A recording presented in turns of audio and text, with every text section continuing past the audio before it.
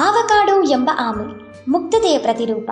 ಕತೆ ಕಿಯಾರಾ ಶಂಕರ್ ಮತ್ತು ವಿನಯ್ ಶಂಕರ್. ಅನುವಾದ ಚಂದನಾ ವೆಂಕಟೇಶ್. ನಿರೂಪಣೆ ಗಗನಾ ವೆಂಕಟೇಶ್.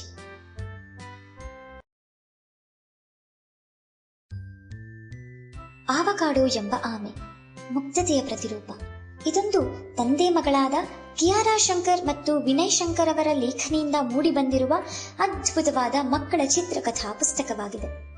ಆವಕಾಡೋ ಎಲ್ಲ ಆಮೆಗಳಂತೆ ಇದ್ದವಳಲ್ಲ. ತನ್ನ ಸ್ನೇಹಪರವಾದ ವ್ಯಕ್ತಿತ್ವದಿಂದ ಉಳಿದ ಆಮೆಗಳಿಂದ ದೂಷಿಸಲ್ಪಟ್ಟಿಸಿಕೊಂಡವಳು. ಇದ್ದಕ್ಕಿದ್ದಂತೆ ಒಂದಿನ ಉಳಿದ ಆಮೆಗಳೆಲ್ಲ ಆವಕಾಡೋಳನ್ನ ದೂರ ಇರಿಸಿದ್ರು. ಅವಳು ಮನೆಯನ್ನ ಬಿಡುವಂತೆ ಮಾಡಿದ್ರು. ಜೊತೆಗೆ ಮತ್ತೆಂದೂ ಮರಳಿ ಬಾರದಂತೆ ಎಚ್ಚರಿಕೆಯನ್ನ ನೀಡಿದ್ರು. ಇದರಿಂದ ಮೊದಲು ಬೇಸತ್ತ ಆವಕಾಡೋ ನಂತರ ಹೊಸ ಸ್ನೇಹಿತರನ್ನ ಪಡೆದು ಅವರೊಟ್ಟಿಗೆ ಬೆರೆತ್ಲು. ಎಲ್ಲರೂ ಬಯಸಿದಂತೆ ಬದುಕುವುದು ನಮ್ಮ ಬದುಕಾಗೋದಿಲ್ಲ ಅನ್ನೋದನ್ನ ಅರತ್ಲು. ಉಳಿದವರು ಏನೇ ಭಾವಿಸಿದ್ರೂ ನಾವು ನಾವಾಗಿರೋದು ಮುಖ್ಯ.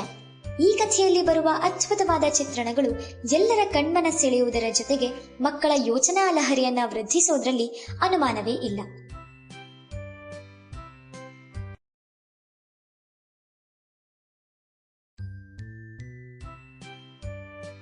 ಆವಕಾಡೋ ಎಲ್ಲರಂತಿದ್ದ ಆಮೆಯಲ್ಲ.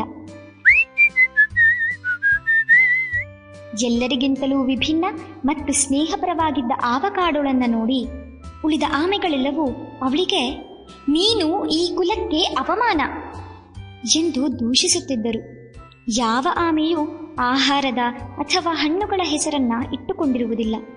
ಉಳಿದ ಆಮೆಗಳು ಫ್ರೆಂಚೆಸ್ಕಾ, ಪೆರ್ರಿ ಎಂಬ ಹೆಸರಿನವಾಗಿದ್ದವು. ಆದರೆ ಆವಕಾಡೋ ಮಾತ್ರ ಅವರಂತೆ ಇರಲಿಲ್ಲ.